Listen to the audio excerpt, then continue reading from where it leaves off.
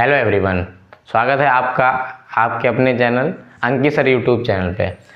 आज जैसा कि आप लोगों का नया सेशन स्टार्ट हुआ होगा, तो आज से हम लोग स्टार्ट करते हैं मैथ के टॉपिक्स और डे बाय डे हम लोग एक एक मैथ का टॉपिक कवर करेंगे। तो आज हम लोग पहला टॉपिक स्टार्ट करते हैं नंबर सिस्टम से। नंबर सिस्टम मीन्स संख्या पद्धति। नंबर सिस्टम संख्या पद्धति। तो नंबर सिस्टम में क्या होता है? नंबर सिस्टम में हम लोग नंबर्स के बारे में सीखते हैं। जैसा कि आप लोग देख रहे होंगे, मैंने बहुत सारी चीज़ें लिख रखी हैं। तो इसमें सबसे पहली चीज़ होती है इंटीजर। इंटीजर को हम लोग कहते हैं पूर्णांक। क्या बोलते हैं? पूर्णांक। अब इंटीजर जो है फर्दर हम लोग दो पार्ट में बांटते हैं। एक होते हैं पॉजिटिव इंटीजर, दूसरे होते हैं नेगेटिव इंटीजर। पॉजिटिव इंटीजर जैसे ये हम अगर नंबर लाइन ले लें, तो इस पर अगर हम लोग यहाँ पे 0 डिनोट करें, तो इधर 1 और फिर 2, देन 3, 4, 5 और ऐसे से चलते इनफाइनाइट तक चला जाएगा।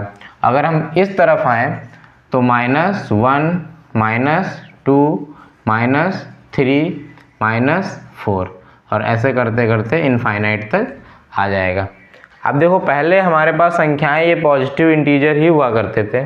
सॉरी, इधर मैंने गलत लिख दिया है। इधर हो जाएगा पॉजिटिव इंटीजर और पॉजिटिव इंटीजर और इधर हो जाएगा नेगेटिव इंटीजर।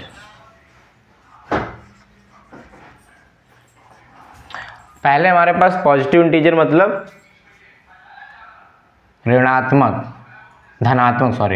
धनात्मक संख्याएं और नेगेटिव इंटीजर मतलब ऋणात्मक संख्याएं।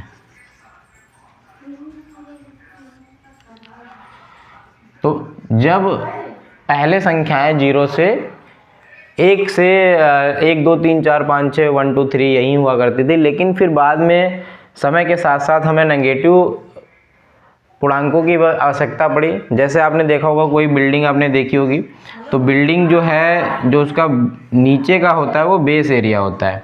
तो बेस एरिया से जहाँ से बिल्डिंग स्टार्ट होती है, ये हो गया हमारा ग्राउंड फ्लोर और ये हो गया हमारा फर्स्ट फ्लोर और ये हो गया हमारा सेकेंड फ्लोर और ये हो गया थर्ड फ्लोर।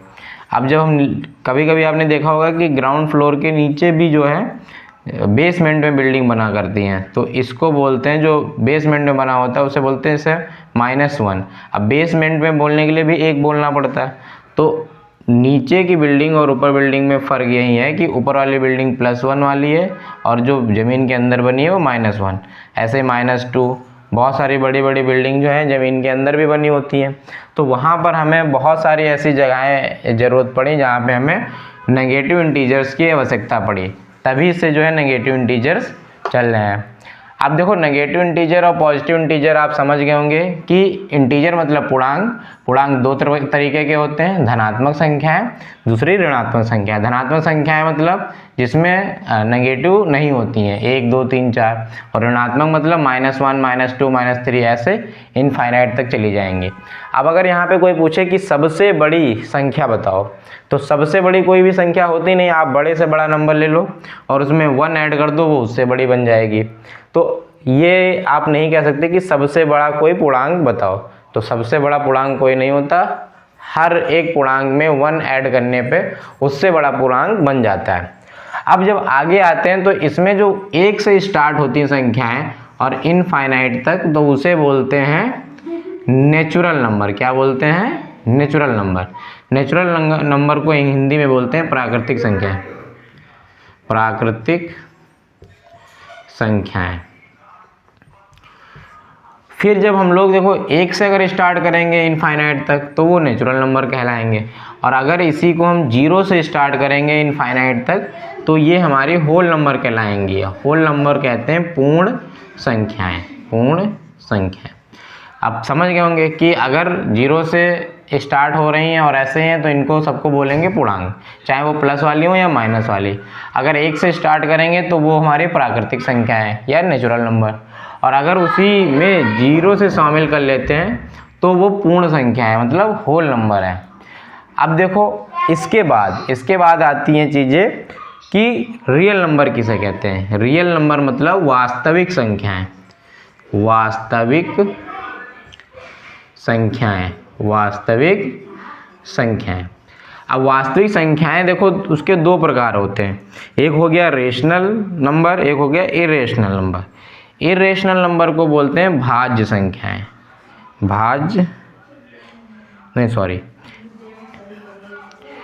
इनको बोलेंगे परिमेय संख्याएं। रेशनल नंबर को परिमेय संख्याएं,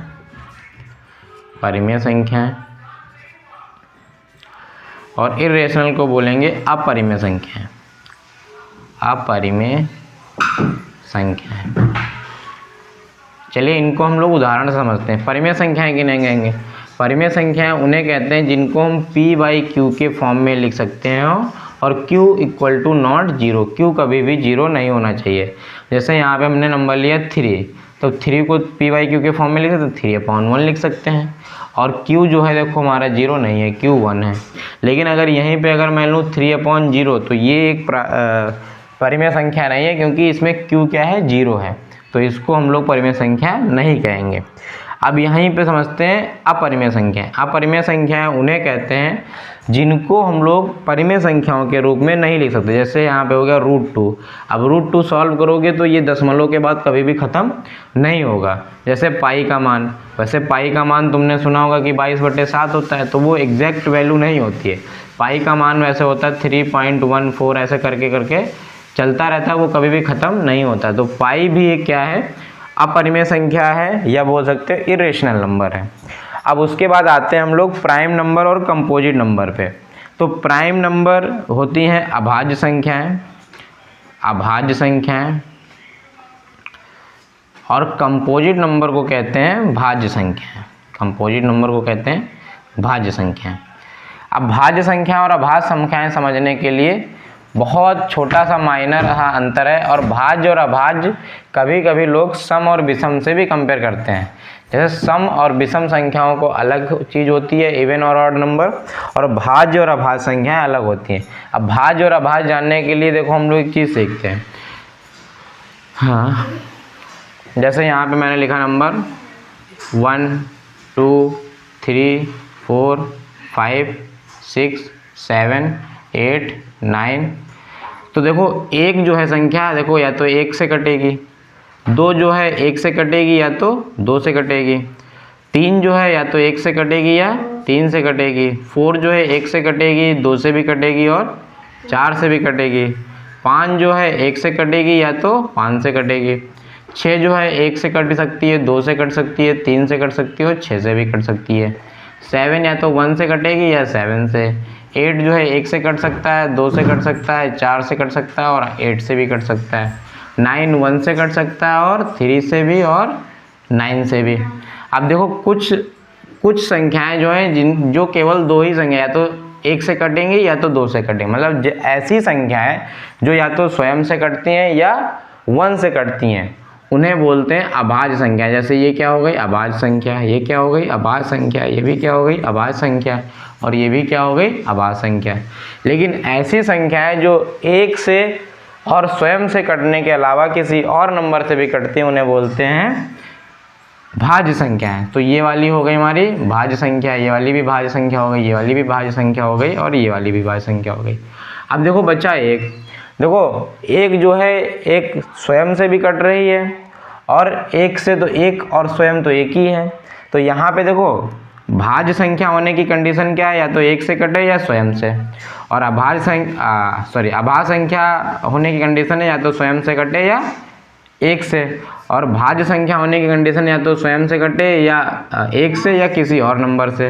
लेकिन ये एक संख्या ना ही भाज्य की कंडीशन पूरी कर रही है और ना ही अभाज्य की। तो ये एक जो है ना ही भाज्य संख्या और ना ही अभाज्य संख्या है, यह केवल एक प्राकृतिक संख्या है। क्या है? प्राकृतिक संख्या। अब बात करते हैं इवन नंबर और ऑड नंबर की। इवन नंबर और ऑड नंबर। इवन को बोलते हैं सम संख्याएं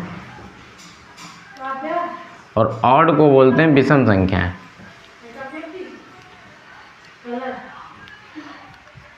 सम संख्याओं को बोलते हैं जो संख्याएं 2 से कटने, जैसे 2 हो गया, 4 हो गया, 6 हो गया, ये सारी संख्याएं 2 से कटेंगी। और विषम संख्याएं वो होंगी जो 2 से नहीं कटेंगी, जैसे 3 हो गया, 5 हो गया, 7 हो गया, 9 हो गया।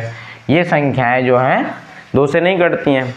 तो आपने देखा होगा कि जितने भी हमें नंबर सिस्टम में जो बेसिक चीज़ है जो जाननी चाहिए वो ये है, नंबर सिस्टम में क्या होते हैं, इंटीजर होते हैं। इंटीजर कितने टाइप के होते हैं, या तो पॉजिटिव इंटीजर होंगे या नेगेटिव इंटीजर होंगे। पॉजिटिव इंटीजर भी जो है आगे चल के किससे अलग अलग पार्ट में बांटा गया, अगर 1 से स्टार्ट करेंगे तो वो नेचुरल नंबर होंगे, अगर उसको 0 से स्टार्ट करेंगे तो वो होल नंबर होंगे। अब आगे फिर हमने देखा कि रियल नंबर क्या होते हैं। रियल नंबर 2 टाइप के होते हैं, rational number, irrational number. Rational number उन्हें कहते हैं जिन्हें p/q के फॉर्म में लिख सकते हैं, और q = नॉट 0, q कभी भी 0 नहीं हो सकता है। जैसे एग्जाम्पल के रूप में 3/4। प्राइम फिर हमने सीखा कि इरेशनल नंबर उन्हें कहते हैं जिनको हम p/q के फॉर्म में नहीं लिख सकते हैं। जैसे ये 3.1444 चलता रहेगा तो इसको हम कैसे लिख सकते हैं कि कितनी संख्याओं पे ख़त्म, क्योंकि ये कभी भी ख़त्म नहीं होगा। और ऐसे √2, √3 जो रूट सॉल्व नहीं होते हैं। अब यहाँ पे अगर कोई आपसे कहे कि √4 बताइए अपरिमेय संख्या है, तो आप कहेंगे कि नहीं, क्योंकि इसको हम सॉल्व कर सकते हैं, क्योंकि √4 को लिखेंगे 2 × 2 और 2 का पेयर बन जाएगा तो 2 बाहर निकल आएगा। तो अगर 2 बाहर निकला तो 2/1 लिख सकते हैं। तो ये एक हो जाएगी हमारी परिमेय संख्या या रेशनल नंबर। ऐसे ही हमने सीखा कि प्राइम नंबर क्या होते हैं और कंपोजिट नंबर क्या होते हैं, भाज्य संख्या और अभाज्य संख्या। तो यहाँ पे बताया वे संख्याएं भाज्य संख्याएं कहलाती हैं जो स्वयं और 1 से कटने के अलावा किसी और नंबर से कटती हैं, वो भाज्य संख्याएं कहलाती हैं। अभाज्य संख्या उन्हें कहते हैं जो स्वयं से कटती हैं या तो 1 से कटती हैं, वो अभाज्य संख्या है। और एक ना ही भाज्य की कंडीशन पूरी करती है ना ही अभाज्य की, इसीलिए वो क्या है, ना ही भाज्य संख्या है ना ही अभाज्य संख्या, वो एक प्राकृतिक संख्या है। तो आई होप आपको समझ में आया होगा।